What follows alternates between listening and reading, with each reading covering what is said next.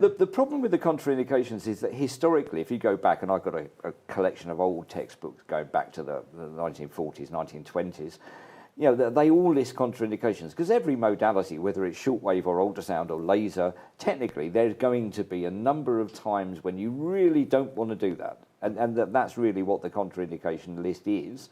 And then it got expanded and they had the contraindications, do not do it here. And then they had the precautions. Well, you know, probably best if you don't do it here. So, and over the years, loads of these things have just been passed down. It goes from textbook 1920 to textbook 1928. And you're thinking, where on earth did this come from?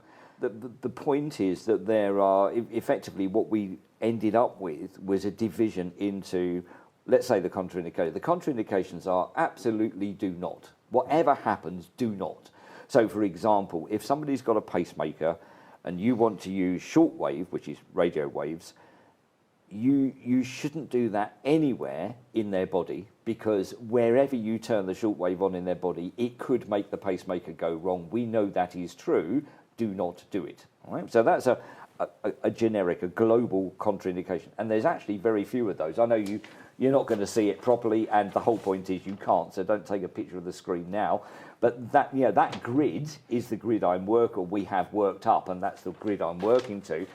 The red dots on there, and there's relatively few of them, the red dots on there are the absolutely do nots, and we can pick on a few of those in a minute as examples.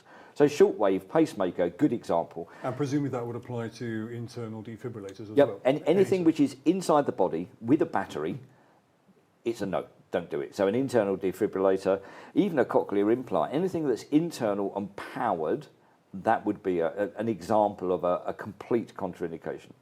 There are things which are local contraindications. So a local contraindication, there's quite a lot of those, but a local contraindication says, okay, you've got, it sounds bad, like I'm wishing it on you, you've got prostate cancer, or, you know, you've got prostate cancer, but I want to do ultrasound to your knee because you've got a knee problem. It's nothing to do with the prostate cancer. There's no reason why your knee problem is linked to your prostate cancer.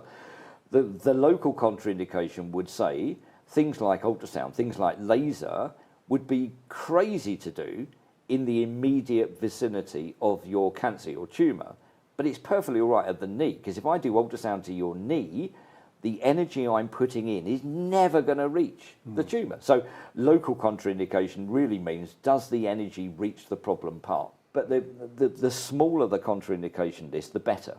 But there's no way on earth none of us would want to put a patient at risk. So if it really is risky to do TENS to a patient who's got a pacemaker, let's just make it really clear. If it's perfectly all right to do ultrasound to somebody who's got a pin, plate, nail, wire, screw in their arm, let's get that news out there. So we.